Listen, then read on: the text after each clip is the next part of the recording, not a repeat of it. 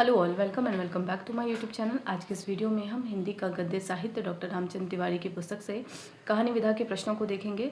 हमने समकालीन रचनाकार से संबंधित प्रश्नों को देखा था और हमने पिछले वीडियो में राघवेंद्र नारायण सिंह तक के प्रश्नों को देख लिया था। आज के इस वीडियो में हम राकेश कुमार सिंह से संबंधित प्रश्नों को देखना प्रारंभ करेंगे और कोशिश करेंगे कि आज ये टॉपिक हमारा कंप्लीट हो जाए। ठीक है, फिर हमारा जो नेक्स्ट टॉपिक होगा वो महिला कहानीकार से संबंधित होगा। ठीक है, तो बढ़ते हैं अपने मेन टॉपिक की ओर। आज के रचनाकार हैं राकेश कुमार सिंह। इनका जन्म वर्ष 1960 है। पहला प्रश्न है, जोड़ा हारिल की रूप कथा प्रकाशन वर्ष 2006 किसके द्वारा लिखित संग्रह है? सही उत्तर होगा राम कुमार सिंह के द्वारा लिखित संग्रह है। तथ्य है, इनके कुल 7 कहानी संग्रह अब तक प्रकाशित हुए हैं। इन 7 कहानी संग्रहों में पहला कहानी संग्रह है हाका तथा अन्य कहानियाँ प्रकाशन वर्ष 2000, ओह पलामू, जोड़ा हारिल की रूप कथा 2006 प्रकाशन वर्ष, महुआ मादल, तमस कोहरा और अंधेरा, कहानी खत्म नहीं होती प्रकाशन वर्ष 2017, रूपनगर की रूपकथा प्रकाशन वर्ष 2022 आदि प्रकाशित हैं। दूसरा प्रश्न है, राकेश कुमार सिंह की अधिकांश कहानियां किस जीवन से संबंध है? सही उत्तर होगा आदिवासी जीवन से संबंध है राकेश कुमार सिंह की अधिकांश कहानियां। संबंधित तथ्य देख लेते हैं। आपकी अधिकांश कहानियां आदिवासी जीवन से संबंध है। हिंदी कथा साहित्य की दुनिया से लगभग ओझल आदिवासियों की त्रासदी को उन्होंने अपनी कहानियों में चित्रित किया है। अगले रचनाकार है रणेंद्र। इनका समय है यानी जन्म वर्ष है 1960। पहला प्रश्न है, रात बाकी एवं अन्य कहानियां प्रकाशन वर्ष 2010 किसका कहानी संग्रह है?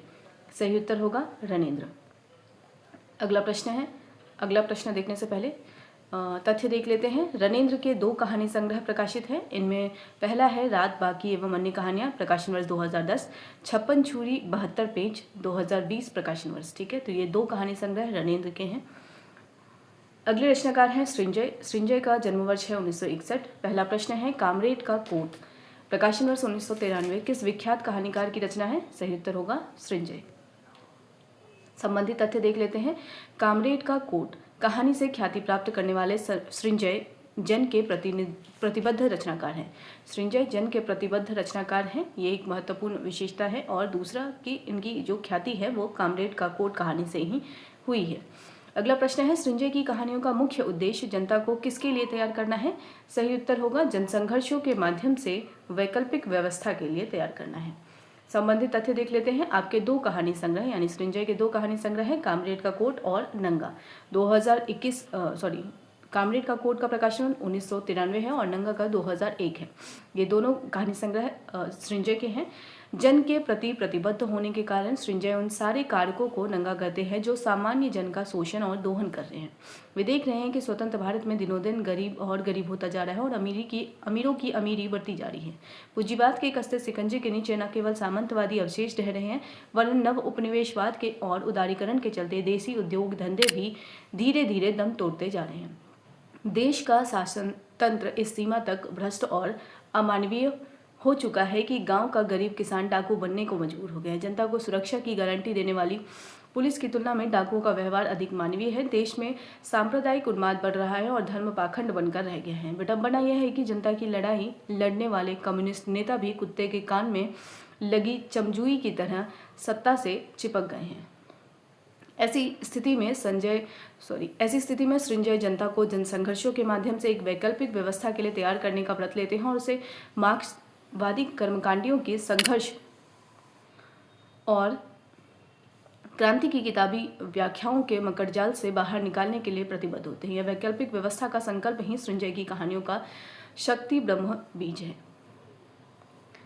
अगले रचनाकार हैं सुभाष चंद्र कुशवाहा। 1 मिनट हम ये देख लेते हैं, शक्ति ब्रह्म बीज।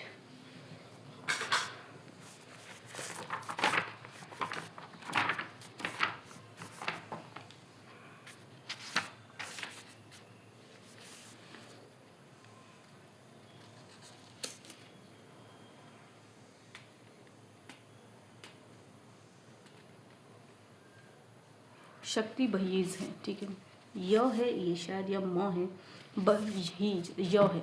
ठीक है, बहीज है, यहाँ म हो गया है। ये इस प्रकार लिखा गया है पुस्तक में। ठीक है, बहीज। अगले रचनाकार हैं सुभाष चंद्र कुशवाहा। इनका जन्म वर्ष है 1961। प्रश्न है सुभाष चंद्र कुशवाहा के अनुसार उनकी कहानियाँ किसकी जिजीविका की कहानियाँ हैं? सही उत्तर होगा दरिद्र नारायण, यानी भूमंडलीकरण की मार झेलते भारत की कहानियाँ उसमें दिखाई देती हैं। तथ्य देख लेते हैं। इनके अब तक 4 कहानी संग्रह प्रकाशित हुए हैं, जिनमें पहला है हाकिम सराय का आखिरी आदमी, प्रकाशन वर्ष 2003, बूचट खाना 2008, प्रकाशन वर्ष, होशियारी खटक रही है 2010, प्रकाशन वर्ष, लाला हरदयाल के जूते और अन्य कहानियां 2015, प्रकाशन वर्ष। संबंधित तथ्य देख लेते हैं। रविंद्र कालिया के अनुसार, महत्वपूर्ण है आपके लिए ये तथ्य, रविंद्र कालिया के अनुसार सुभाष चंद्र कुशवाहा की कहानियां भूमंडलीकरण की मार झेलते भारत के दरिद्र नारायण की जिजीविका एवं संकल्प की कहानियां हैं। उनकी कहानियों में ग्रामीण जीवन में आए बदलाव की ताजी सूचनाएं कदम कदम पर दिखाई देती हैं। तो यह कथन भी आपके लिए महत्वपूर्ण हो जाते हैं। अगले रचनाकार हैं मोहम्मद आरिफ। इनका जन्म वर्ष 1961 है।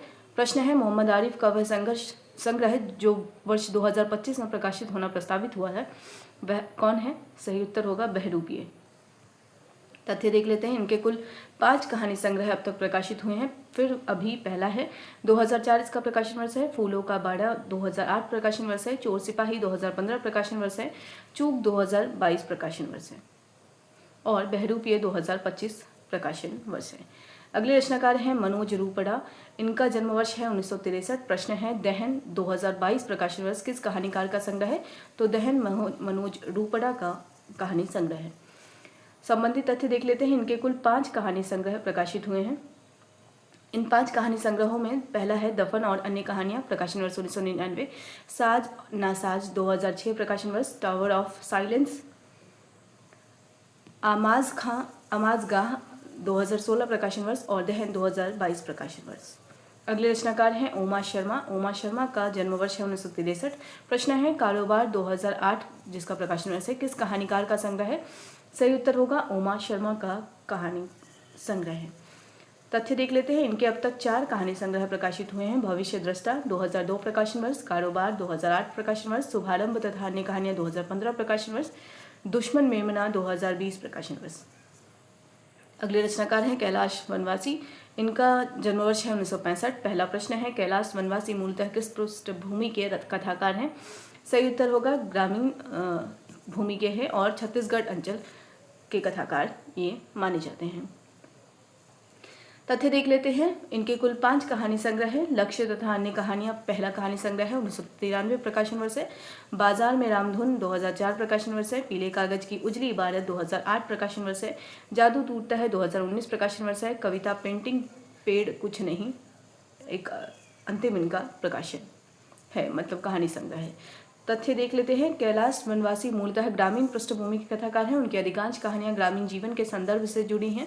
वे देहात के यथार्थ को एक देहाती आदमी की दृष्टि से पेश करते हैं। वे अपनी कहानियों में मुक्त बाजार नई अर्थनीति के बाद के गांव की स्थिति पर नजर डालते हैं। घोर व्यावसायिकता जीवन शैली के बाजारीकरण के बावजूद इनकी कहानियां मनुष्यता को खारिज होने से बचाती है। उनकी अधिकांश कहानियों का क्षेत्र छत्तीसगढ़ का अंचल है। अंचल की विशेषताएं इन्हें अलग मुकाम पर ले जाती हैं। अगले रचनाकार है पंकज मित्र। इनका जन्म वर्ष 1965 है। प्रश्न है क्विज मास्टर और जिद्दी रेडियो किसका कहानी संग्रह है? सही उत्तर होगा पंकज मित्र के कहानी संग्रह है। तथ्य देख लेते हैं। इनके कुल 5 कहानी संग्रह प्रकाशित हैं। पहला है क्विज मास्टर तथा अन्य कहानियां 2004 प्रकाशन वर्ष, हुडक लुल्लू 2008 प्रकाशन वर्ष, जिद्दी रेडियो 2014 प्रकाशन वर्ष, वासिदा कौम तीसरी दुनिया 2017 प्रकाशन वर्ष, एक हसौड़ का हलफनामा 2023 प्रकाशन वर्ष। अगला प्रश्न है राम नगीना मौर्य कथाकार हैं अगले राम नगीना मौर्य। इनका जन्म वर्ष है 1966। प्रश्न है आप कैमरे की निगाह में हैं और सॉफ्ट कॉर्नर 2019 प्रकाशन वर्ष किसके कहानी संग्रह है? सही उत्तर होगा राम नगीना मौर्य। तथ्य देख लेते हैं। अब तक इनके कुल 6 कहानी संग्रह प्रकाशित हुए हैं। इन 6 कहानी संग्रहों में पहला है आखिरी गेंद 2017 प्रकाशन वर्ष, आप कैमरे की निगाह में हैं 2018 प्रकाशन वर्ष, सॉफ्ट कॉर्नर 2019 प्रकाशन वर्ष, यात्रीगण कृपया ध्यान दें 2020 प्रकाशन वर्ष, मन बोहेमियन 2021 प्रकाशन वर्ष, खूबसूरत मोड़ 2023 प्रकाशन वर्ष। राम नगीना मौर्य समकालीन कथा साहित्य के महत्वपूर्ण हस्ताक्षर हैं। उनकी कहानियाँ रोजमर्रा के जीवन से चुनी हुई होती हैं। अगले रचनाकार हैं प्रियदर्शन।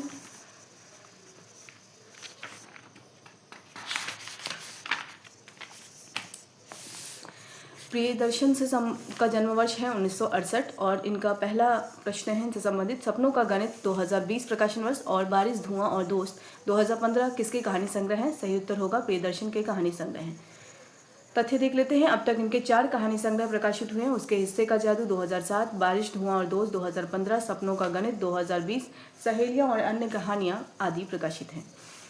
अन्य तथ्य में है प्रियदर्शन की कहानियां समय की तीखी सच्चाइयों, विडंबनाओं, अलभ्य को लक्ष्य को पाने, अंधी दौड़ के दौर में शरीर मूल्यों के बीच संवेदना और मनुष्यता की तलाश करती है। अगले रचनाकार हैं तरुण भटनागर। इनका जन्म वर्ष है 1968। प्रश्न है गुला मेहंदी की झाड़ियाँ। तरुण भटनागर,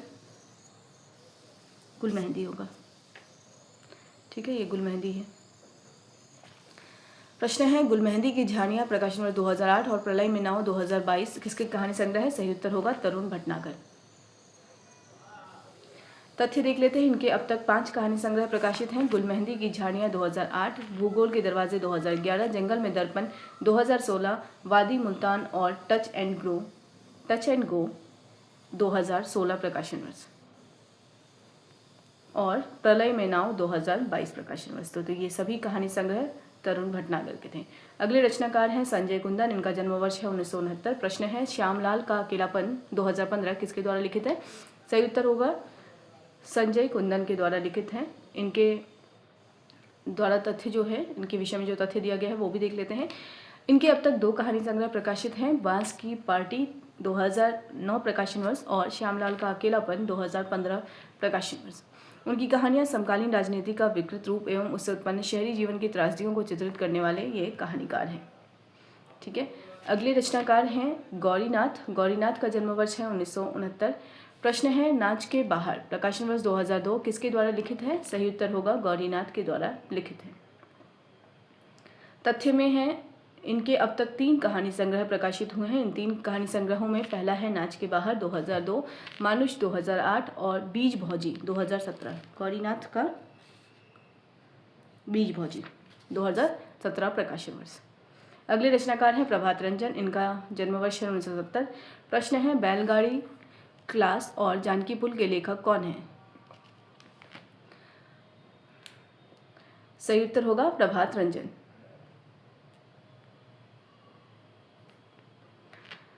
तथ्य देख लेते हैं। अब तक 3 कहानी संग्रह इनके प्रकाशित हुए हैं। जानकी पुल 2008 प्रकाशन वर्ष, बोलेरो क्लास प्रभात रंजन का है बोलेरो क्लास, ठीक है। XY का Z, ठीक है, XY का Z, जानकी पुल, बोलेरो क्लास और XY का Z, ये तीनों कहानी संग्रह प्रभात रंजन के कहानी संग्रह हैं, ठीक है। अगले रचनाकार हैं सत्यनारायण पटेल। इनका जन्म वर्ष है 1972। इनसे संबंधित प्रश्न है लाल छींट वाली लुगड़ी का सपना प्रकाशन वर्ष 2011 किसका कहानी संग्रह है? सही उत्तर होगा सत्यनारायण पटेल। इनकी कुल 4 कहानी संग्रह हैं। पहला है मेम का भेरू, दूसरा है मांगता कुल्हाड़ी ईमान 2007, लाल छींट वाली लुगड़ी का सपना 2011, काफिर बिजू का उर्फ इबलीस 2014 प्रकाशन वर्ष, तीतर पान 2018 प्रकाशन वर्ष। अगले रचनाकार हैं राकेश बिहारी, जन्म वर्ष 1973। प्रश्न है वह सपने बेचता था किसका कहानी संग्रह है? सही उत्तर होगा राकेश बिहारी। इनके अब तक 2 कहानी संग्रह प्रकाशित हैं। वह सपने बेचता था 2010 प्रकाशन वर्ष, गौरतलब कहानियां 2018 प्रकाशन वर्ष। अगले रचनाकार हैं राकेश बिहारी। इनका जन्म वर्ष है 1973। पहला प्रश्न है वह सपना बेचता था किसका कहानी संग्रह है? सही उत्तर क्या होगा? राकेश बिहारी। तथ्य देख लेते हैं। इनके अब तक 2 कहानी संग्रह प्रकाशित हैं। वह सपना बेचता था 2010 प्रकाशन वर्ष, गौरतलब कहानियां 2018 प्रकाशन वर्ष, ठीक है। ये 2 कहानी संग्रह किनके हैं? राकेश बिहारी के। अगले रचनाकार है पंकज सुबीर का जन्म वर्ष है 1975। पहला प्रश्न है पंकज सुबीर का वह कौन सा कहानी संग्रह है जो 2024 ईस्वी में प्रकाशित हुआ है? सही उत्तर क्या होगा? जोया देसाई कॉटेज। पंकज सुबीर का कहानी संग्रह 2024 में प्रकाशित है। उसका नाम है जोया देसाई कॉटेज। तथ्य देख लेते हैं। पंकज सुबीर के कुल 6 कहानी संग्रह प्रकाशित हुए हैं और इन 6 कहानी संग्रहों में पहला है ईस्ट इंडिया कंपनी 2010 प्रकाशन वर्ष, महुआ घटवारिन और अन्य कहानियां 2012 प्रकाशन वर्ष, कसाब गांधी यरवदा इन 2015 प्रकाशन वर्ष चौपाड़े की चुड़ैले, 2017 प्रकाशन वर्ष हमेशा देर कर देता हूँ मैं, 2021 प्रकाशन वर्ष जोया देसाई कॉटेज, 2024 प्रकाशन वर्ष। अगले रचनाकार हैं शशिभूषण द्विवेदी, इनका समय है 1975 से 2020। पहला प्रश्न है कहीं कुछ नहीं किसकी रचना है? सही उत्तर क्या होगा? शशिभूषण द्विवेदी का। तथ्य देख लेते हैं, इनके कुल 2 कहानी संग्रह हैं, ब्रह्म हत्या तथा अन्य कहानियाँ, और दूसरा कहीं कुछ नहीं, प्रकाशन वर्ष 2018। अगले रचनाकार हैं राकेश मिश्र, इनका समय जन्मवर्ष है 1976। प्रश्न है कि बाकी धुआं रहने दिया, प्रकाशन वर्ष 2008, और नागरी सभ्यता, प्रकाशन वर्ष 2019 किसकी रचनाएं हैं? सही उत्तर क्या होगा? राकेश मिश्र। तथ्य देख लेते हैं, इनके अब तक 3 कहानी संग्रह प्रकाशित हुए हैं, बाकी धुआं रहने दिया जब 2008 प्रकाशन वर्ष, और लाल बहादुर का इंजन 2014 प्रकाशन वर्ष, नागरी सभ्यता 2019 प्रकाशन वर्ष। ठीक है, तो ये 3 कहानी संग्रह हैं राकेश मिश्र के। अगले रचनाकार हैं मनोज कुमार पांडे, इनका जन्मवर्ष है 1977। पहला प्रश्न है मनोज कुमार पांडे का नवीनतम कहानी संग्रह 2024 में कौन सा प्रकाशित हुआ है? ये सही उत्तर होगा इसका प्रतिरूप। मनोज कुमार पांडे का 2024 में प्रकाशित कहानी संग्रह है प्रतिरूप। तथ्य देख लेते हैं, इनके अब तक 5 कहानी संग्रह प्रकाशित हो चुके हैं, जिनमें शहतूत पहला है, दूसरा है पानी 2014 प्रकाशन वर्ष, खजाना 2017 प्रकाशन वर्ष, बदलता हुआ देश 2020 प्रकाशन वर्ष, प्रतिरूप 2024 प्रकाशन वर्ष। अगले रचनाकार हैं गीत चतुर्वेदी, इनका जन्मवर्ष है 1977। प्रश्न है पिंक स्लिप डैडी और सामंत आंटी की लड़कियां किस कहानीकार की रचनाएं हैं? सही उत्तर होगा गीत चतुर्वेदी। संबंधित तथ्य देख लेते हैं, इनके अब तक 2 कहानी संग्रह प्रकाशित हुए हैं, पिंक स्लिप डैडी 2010 प्रकाशन वर्ष, और सामंत आंटी की लड़कियां 2010 प्रकाशन वर्ष। ये कहानी संग्रह समकालीन रचनाशीलता के विरल उदाहरण हैं। कहानी संग्रह में चित्रित लड़कियां कुलीनता को तोड़ती हैं, वे ज्योतिष, वर्ण व्यवस्था, ब्राह्मणवाद को बेखौफ माखौल उड़ाती हैं, वे जीवन को गहरी उथल पुथल में जीती हैं। अगले रचनाकार हैं कबीर संजय, इनका जन्मवर्ष है 1977। प्रश्न है सुरखाव 2019 प्रकाशन वर्ष किसका एकमात्र कहानी संग्रह है? सही उत्तर होगा कबीर संजय का एकमात्र कहानी संग्रह है। तथ्य देख लेते हैं, एकमात्र कहानी संग्रह सुरखाव 2019 में प्रकाशित है। इनकी कहानियाँ वास्तव में साधारणता में असाधारणता का आख्यान है। ठीक है, तो सबसे महत्वपूर्ण क्या है इनके लिए कि इनका एक ही कहानी संग्रह है कबीर संजय का, सुरखाव। अगले रचनाकार हैं आशुतोष मिश्र, इनका जन्मवर्ष है 1978। प्रश्न है मरे तो उम्र भर के लिए मरे, प्रकाशन वर्ष 2014 किसका कहानी संग्रह है? सही उत्तर होगा आशुतोष मिश्र। तथ्य देख लेते हैं, अब तक इनके 2 कहानी संग्रह प्रकाशित हुए हैं, मरे तो उम्र भर के लिए मरे, प्रकाशन वर्ष 2014, उम्र 45 बतलाई गई थी 2017 प्रकाशन वर्ष। ये 2 कहानी संग्रह हैं इनके।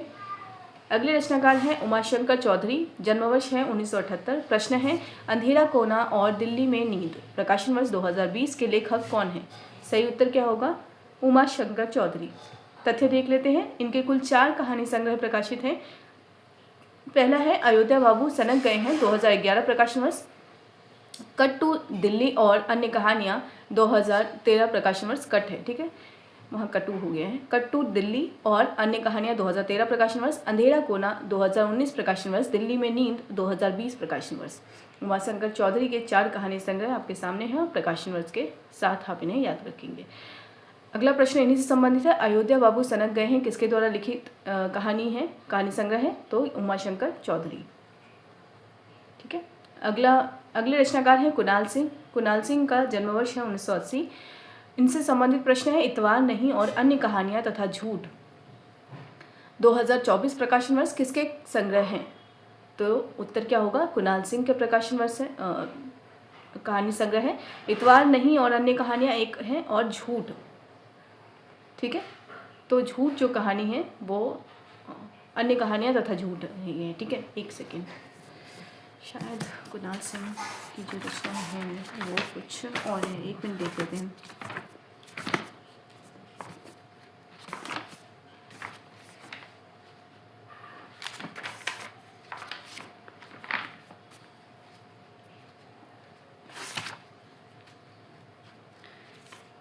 अन्य कहानियाँ तथा झूठ। ठीक है, तो यहाँ पे है इतवार नहीं एक कहानी संग्रह है और दूसरा है अन्य कहानियाँ तथा झूठ। अगर हम चारों कहानी संग्रह की बात करें तो पहला है सनातन बाबू का दाम्पत्य 2006 प्रकाशन वर्ष, रोमियो जूलियट का और अंधेरा 2006 प्रकाशन वर्ष, इतवार नहीं 2013 प्रकाशन वर्ष और अन्य कहानियां तथा झूठ 2024 प्रकाशन वर्ष। ठीक है, तो ये 4 कहानी संग्रह किनके हैं? कुणाल सिंह के। अगले रचनाकार हैं विमल चंद पांडे, जन्मवर्ष है इनका 1981। प्रश्न है मस्तूलों के इर्द गिर्द 2013 प्रकाशन वर्ष है, इसके लेखक कौन है? सही उत्तर क्या होगा? विमल चंद पांडे। संबंधित तथ्य देख लेते हैं। इनके कुल 3 कहानी संग्रह हैं। डर 2009 प्रकाशन वर्ष, मस्तूलों के इर्द गिर्द 2013 प्रकाशन वर्ष, उत्तर प्रदेश की खिड़की 2014 प्रकाशन वर्ष। अगले रचनाकार हैं चंदन पांडे। चंदन पांडे का समय है यानी जन्मवर्ष है 1982। प्रश्न है चंदन पांडे का वर्ष 2024 में प्रकाशित संग्रह कौन सा है? सही उत्तर क्या होगा? बी यानी चोट। 2024 में प्रकाशित चंदन पांडे का संग्रह है चोट। संबंधित तथ्य देख लेते हैं। इनके कुल 4 कहानी संग्रह प्रकाशित हैं। भूलना 2007, इश्क फरेब होना चाहिए।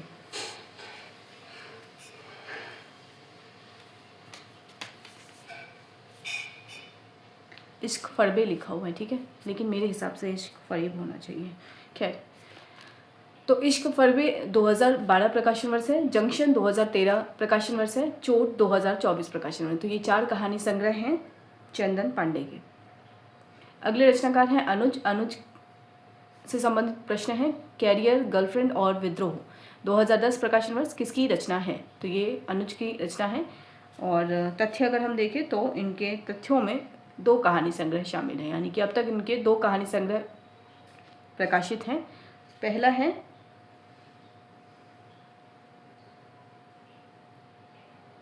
कैरियर, दूसरा है गर्लफ्रेंड और विद्रोह और तीसरा है ठेले पर गुलाब। ठीक है, कैरियर के बाद कॉमा है, फिर गर्लफ्रेंड और विद्रोह। तो कैरियर, गर्लफ्रेंड और विद्रोह शायद एक साथ हो। ठीक है, ये एक साथ ही हैं, तभी 2 कहानी संग्रह की बात हो रही है। कैरियर, गर्लफ्रेंड और विद्रोह। तो 2010 में इसका प्रकाशन वर्ष दिखाया गया है और ठेले पर ग्लोब 2021 प्रकाशन वर्ष है। ठीक है, और ये दोनों रचनाएं अनुज की रचना हैं। अगले रचनाकार हैं राकेश तिवारी। इनसे संबंधित प्रश्न है मुकुटधारी चूहा प्रकाशन वर्ष 2015 के लेखक कौन है? सही उत्तर क्या होगा? मुकुटधारी चूहा के प्रकाशन लेखक हैं राकेश तिवारी। तथ्य देख लेते हैं। अब तक इनके 3 कहानी संग्रह प्रकाशित हुए हैं। उसने भी देखा है प्रकाशन वर्ष 1993, मुकुटधारी चूहा 2015, चिट्ठी जनानियाँ 2020।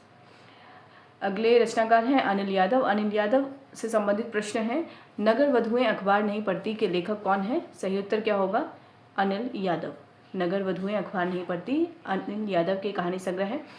तथ्य देख लेते हैं। अब तक इनके 2 कहानी संग्रह प्रकाशित हुए हैं अनिल यादव के। पहला नगर वधुएं अखबार नहीं पढ़ती 2011 और गौ सेवक 2020। अगले रचनाकार हैं प्रेम कुमार मनी। इनसे संबंधित प्रश्न है प्रेम कुमार मनी की कहानियों में स्त्री को किस रूप में चित्रित किया गया है? सही उत्तर होगा दलित शोषित प्रजा की तरह इसमें स्त्री चित्रित है। तथ्य देख लेते हैं। अब तक 4 कहानी संग्रह प्रेम कुमार मनी के प्रकाशित हैं। अंधेरे में अकेले 1992, घास के गहने 1994, उपसंहार 2010 और गुलदस्ता, ये 4 कहानी संग्रह प्रेम कुमार मनी के द्वारा प्रकाशित हैं। कहानी संग्रह है ये इनके। ठीक है, प्रेम कुमार मनी विचार उत्तेजना के कथाकार हैं। इनकी कहानियां पढ़ते हुए लगता है जैसे कोई बहुत ही ज़रूरी विचार बिंदु अंदर से उन्हें मथ रहा हो और उन्हें बेचैन किए हुए हैं। एक और तथ्य है डॉक्टर शंभू गुप्त की टिप्पणी है कि प्रेम कुमार मनी के कई कहानियों में स्त्री भी एक दलित शोषित के रूप में आती है। किसी परतंत्र राज्य की प्रजा की तरह उस स्वदेशी सामंत और विदेशी सम्राट के दूतरफा शासन में अपनी ज़िंदगी गुजारनी होती है। तो यह जो टिप्पणी है शंभू गुप्त की, वो प्रेम कुमार मणि के कहानी संग्रहों के संदर्भ में है, तो आपके लिए महत्वपूर्ण हो जाता है। अब हम देखते हैं उपर्युक्त कहानियों में, और ये हमारा समकालीन रचनाकार वाला जो सेक्शन है वो कंप्लीट हो गया है, और ये तथ्य जो है वो हम देख लेते हैं। इसके बाद जो हमारा टॉपिक है वो महिला कहानीकार से संबंधित है। ठीक है, महिला कहानीकार में भी कुछ रचनाकार हैं जिनको हमको पढ़ना है, और इसमें भी कुल 50 से ज़्यादा ही रचनाकार हैं। इनको कंप्लीट करने के बाद यानी महिला कहानीकार वाला जो सेक्शन जब हमारा कंप्लीट हो जाएगा तब जाकर हमारा कहानी विधा समाप्त होने वाला है। ठीक है, फिलहाल जो है वो हमारा समकालीन रचनाकार वाला जो सेक्शन था वो हमने अभी कंप्लीट कर लिया है। इसको हम पढ़ लेते हैं, फिर हमारा ये सेक्शन कंप्लीट हो जाएगा। उपर्युक्त कहानीकारों के अतिरिक्त इब्राहिम शरीफ, कृष्ण भावुक, रमेश बत्रा, सुदर्शन चोपड़ा, सुरेश सेठ, शिवेंद्र हेमंत कुमार, गौरव सोलंकी, कुंदन यादव का गणासा गुरु की शपथ। ठीक है, अगर हम देखें तो कुंदन यादव की कहानी है गणासा गुरु की शपथ, किंचु गुप्ता का यह दिल है कि चोर दरवाज़ा आदि अनेक कहानीकार आज की जिंदगी के विविध संदर्भों को सामने रखकर जीवन की विसंगतियों का अंकन अपने अनुभव, संस्कार और वैचारिक प्रतिबद्धता के दायरे में रहकर कर रहे हैं। इनकी कहानियाँ उपर्युक्त कहानीकारों की तुलना में किसी स्तर पर कम महत्वपूर्ण नहीं है। विस्तार भय से ही हम इनकी चर्चा यहाँ नहीं कर रहे हैं। वस्तुतः आज कहानी के क्षेत्र में सैकड़ों प्रतिभाएं काम कर रही हैं। पुष्पाल सिंह ने समकालीन हिंदी कहानी में 362, ठीक है, तो पुष्पाल सिंह की ये जो किताब है समकालीन हिंदी कहानी, इसमें 362 कहानीकारों की सूची दी गई है। यह सूची साक्षी है कि कहानी का क्षेत्र गद्य की सभी विधाओं की अपेक्षा उर्वर है। यह इस बात का भी प्रमाण है कि आज हमारी दृष्टि अधिक व्यापक, सतर्क और सूक्ष्म हो गई और हम जिंदगी की हर धड़कन को सुनने समझने के लिए प्रस्तुत हैं। यह अवश्य है कि नई कहानी के प्रथम दौर में एक वर्ष में जिस प्रकार 10 महत्वपूर्ण कहानियाँ गदल, रसप्रिया, ठीक है, अभी अगर देखें तो नई कहानी के दौर में जो 10 कहानियाँ महत्वपूर्ण थी वो उसको रेखांकित किया गया है यहाँ पे। जैसे गदर है, रसप्रिया है, गुल की बन्नो है, मवाली है, हंसा जाए अकेला है, डिप्टी कलेक्ट्री है, चीफ की दावत है, बादलों के घेरे हैं, सेब है, एक कमजोर लड़की है। ये सभी कहानी एक साथ प्रकाशित हुई थी। वह स्थिति इस समय नहीं है, लेकिन अनेक नई प्रतिभाएं नई संभावनाओं के साथ सक्रिय हैं, यह सत्य है। तो समकालीन रचनाकारों में जो लेखन हो रहा है समकालीन दौर में कहानी के विधा के संदर्भ में, तो यहाँ अगर हम देखें तो काफ़ी लेखक हमको दिखाई देते हैं। ठीक है, तो यहाँ पे कुछ ही रचनाकारों को विस्तार दिया गया है या उनकी कहानी संग्रहों के पर चर्चा की गई है। ऐसे कई रचनाकार हैं जो समकालीन कहानीकार में दिख रहे हैं और अपनी अलग पहचान बना रहे हैं। ठीक है, उसके बाद हम महिला कहानीकार के विषय में जानेंगे और उनकी कहानी संग्रहों से अवगत होंगे। फिलहाल इस वीडियो को यहीं पे एंड करते हैं। वीडियो को एंड तक देखने के लिए थैंक यू सो मच। जब हमारा महिला कहानीकार वाला सेक्शन स्टार्ट होगा और वो ख़त्म होगा तब जाकर हमारा कहानी विधा समाप्त होगा और तभी जाकर हम नाटक विधा को करेंगे। तो फिलहाल अगर हम देखें तो हमने गद्य विधा से आलोचना, उपन्यास, कहानी और एक और निबंध, हमने निबंध संग्रह भी कर लिए हैं। ठीक है, तो कहानी वाला जो सेक्शन है वो महिला रचनाकार के समाप्त होते ही समाप्त हो जाएगा। ठीक है, तो कोई डाउट हो आपको तो आप कमेंट सेक्शन में पूछ सकते हैं और वीडियो को हाइट ज़रूर दें और अगर वीडियोज़ अच्छे लग रहे हैं तो प्लीज़ आप इसे लाइक कीजिए और चैनल को सब्सक्राइब कीजिए।